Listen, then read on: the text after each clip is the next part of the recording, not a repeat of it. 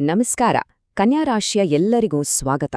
ನಿಮ್ಮ ಮನಸ್ಸಲ್ಲಿ ತುಂಬ ದಿನಗಳಿಂದ ಒಂದಷ್ಟು ಪ್ರಶ್ನೆಗಳು ಕಾಡ್ತಿರ್ಬೋದು ಅಲ್ವಾ? ಯಾರಿಗೂ ಹೇಳ್ಕೊಳ್ಳೋಕ್ಕಾಗದ ಒಂದು ರೀತಿಯ ಆಂತರಿಕ ಒತ್ತಡ.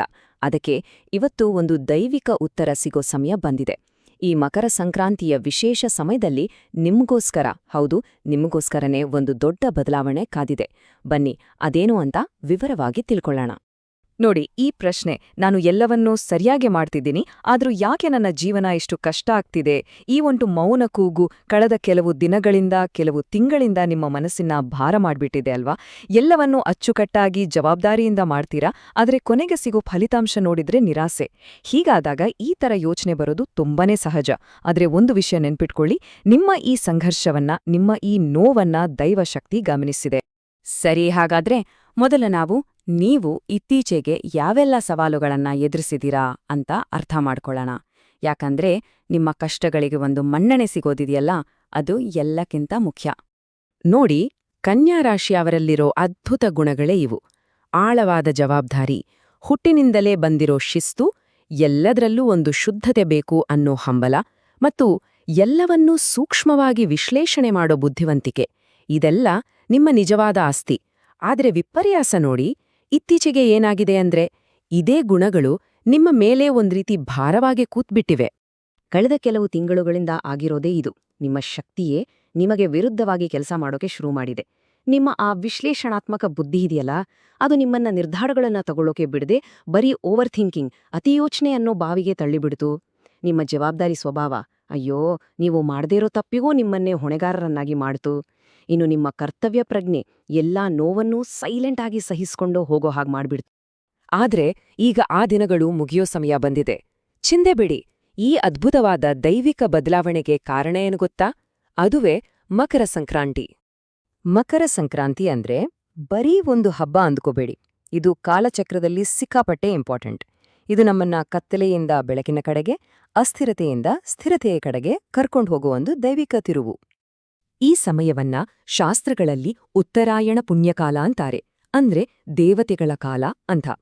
ಇದ್ರ ಅರ್ಥ ಏನು ಅಂದ್ರೆ, ಈ ಟೈಮಲ್ಲಿ ನಾವು ಮಾಡೋ ಪ್ರಾರ್ಥನೆ, ನಾವು ಮಾಡೋ ಒಳ್ಳೆ ಕೆಲ್ಸಗಳಿಗೆ ಅಗಾಧ ಶಕ್ತಿ ಇರುತ್ತೆ.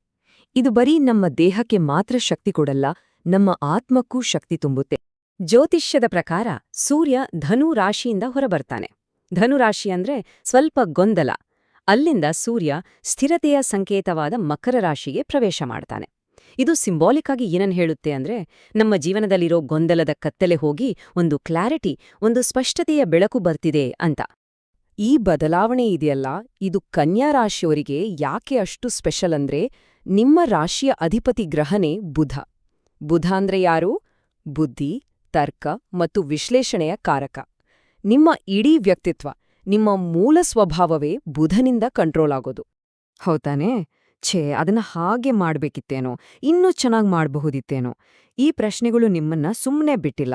ನಿಮ್ಮದೇ ಆ ಅನಾಲಿಟಿಕಲ್ ಮೈಂಡ್ ನಿಮ್ಗೆ ಸುಸ್ತು ತಂದು ನಿಮ್ಮನ್ನೇ ನೀವು ಪ್ರಶ್ನೆ ಮಾಡ್ಕೊಳ್ಳೋ ಹಾಗೆ ಮಾಡಿ ಒಂದ್ ರೀತಿ ಮೆಂಟಲ್ ಎಕ್ಸಾಷನ್ಗೆ ಕಾರಣವಾಗ್ಬಿಟ್ಟಿದೆ.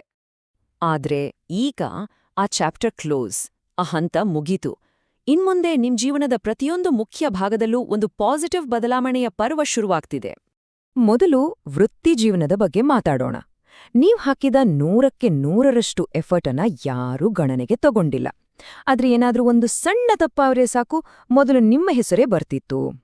ಇದ್ರಿಂದ ಎಂಥ ಪ್ರೆಷರ್, ಎಂಥ ಸ್ಟ್ರೆಸ್, ಕೆಲ್ಸ ಇರ್ತೋ ಇಲ್ವೋ ಅನ್ನೋ ಭಯ ಬೇರೆ.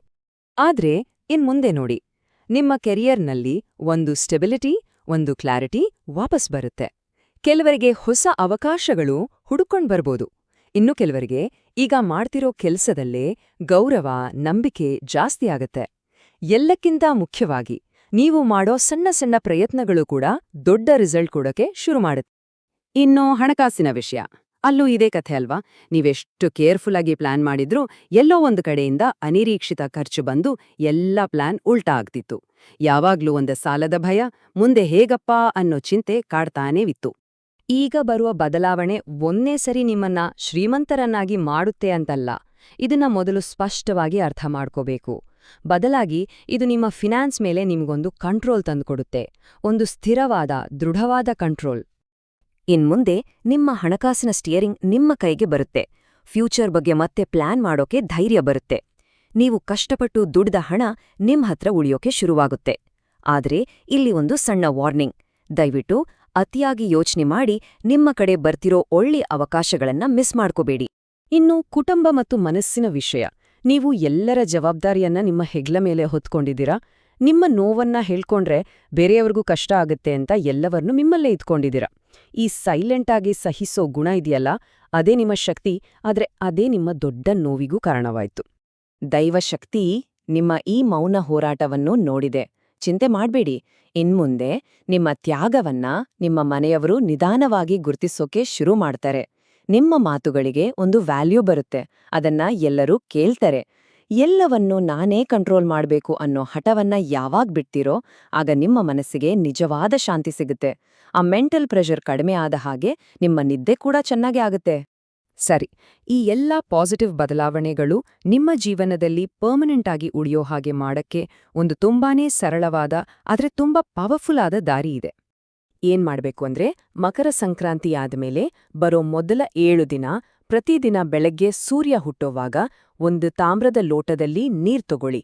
ಅದಕ್ಕೆ ಸ್ವಲ್ಪ ಅಕ್ಕಿಕಾಳು ಮತ್ತೆ ಒಂದು ಹಳದಿ ಹೂವನ್ನ ಹಾಕಿ ಸೂರ್ಯದೇವನಿಗೆ ಅರ್ಘ್ಯ ಕೊಡಿ. ನೀರ್ವರ್ಪಿಸುವಾಗ ಮನಸ್ಸಲ್ಲಿ ಪ್ರಾಮಾಣಿಕವಾಗಿ ನನ್ನ ಮನಸ್ಸಿನ ಭಾರ ಕಡಿಮೆಯಾಗಲಿ, ನನ್ನ ಜೀವನಕ್ಕೆ ಒಂದು ಕ್ಲಾರಿಟಿ ಬರ್ಲಿ ಅಂತ ಬೇಡ್ಕೊಳ್ಳಿ. ಸಂಜೆ ಹೊತ್ತು ಮನೆಯಲ್ಲಿ ಒಂದು ದೀಪ ನೋಡಿ, ಇದನ್ನ ಮಾಡೋಕೆ ನಿಮಗೆ ದೊಡ್ಡ ದೊಡ್ಡ ಮಂತ್ರಗಳು ಗೊತ್ತಿರಬೇಕಂತ ಏನಿಲ್ಲ. ನಿಮ್ಮ ಪ್ರಾಮಾಣಿಕವಾದ ನಂಬಿಕೆ, ನಿಮ್ಮ ಶ್ರದ್ಧೆ ಇದೆಯಲ್ಲ, ಅದೇ ಎಲ್ಲದಕ್ಕಿಂತ ದೊಡ್ಡ ಮಂತ್ರ. ಅದು ಡೈರೆಕ್ಟಾಗಿ ದೈವಶಕ್ತಿಗೆ ತಲುಪುತ್ತೆ. ಸರಿ, ಕೊನೆಯದಾಗಿ ನಿಮ್ಮ ಮುಂದಿನ ಜರ್ನಿಗೆ ಒಂದು ಆಶೀರ್ವಾದ, ಒಂದು ದೈವಿಕ ಸಂದೇಶ. ಒಂದು ವಿಷಯ ಯಾವಾಗ್ಲೂ ನೆನಪಲ್ಲಿಟ್ಕೊಳ್ಳಿ. ಇಷ್ಟು ದಿನ ನೀವು ಮಾಡಿದ ಮೌನ ಹೋರಾಟದಲ್ಲಿ ನೀವು ಯಾವತ್ತೂ ಒಬ್ರೇ ಇರ್ಲಿಲ್ಲ. ದೈವಶಕ್ತಿ ನಿಮ್ಮನ್ನ ಸದಾ ನೋಡ್ತಾನೇ ಇತ್ತು. ಈಗ ಅದೇ ಶಕ್ತಿ ನಿಮ್ಮ ಕೈ ಹಿಡಿದು ನಿಮ್ಮನ್ನ ಒಂದು ಸ್ಪಷ್ಟವಾದ ಬೆಳಕಿನ ದಾರಿಯಲ್ಲಿ ಕರ್ಕೊಂಡು ಹೋಗ್ತಿದೆ. ನಿಮ್ಮ ಜೀವನದಲ್ಲಿ ಈಗ ಒಂದು ಹೊಸ ಬ್ರೈಟ್ ಚಾಪ್ಟರ್ ಶುರುವಾಗ್ತಿದೆ. ಈ ಹೊಸ ಬೆಳಕು, ಈ ಹೊಸ ಕ್ಲಾರಿಟಿ ನಿಮ್ಮಲ್ಲಿ ಮೂಡ್ತಿರುವಾಗ ನಿಮಗೋಸ್ಕರ, ನಿಮ್ಮ ಒಳ್ಳೇದಕ್ಕೋಸ್ಕರ ನೀವು ತಗೊಳ್ಳೋ ಆ ಮೊದಲ ಹೆಜ್ಜೆ ಯಾವುದು? ಸ್ವಲ್ಪ ಯೋಚನೆ ಮಾಡಿ. ಎಲ್ಲರಿಗೂ ಒಳ್ಳೇದಾಗ್ಲಿ.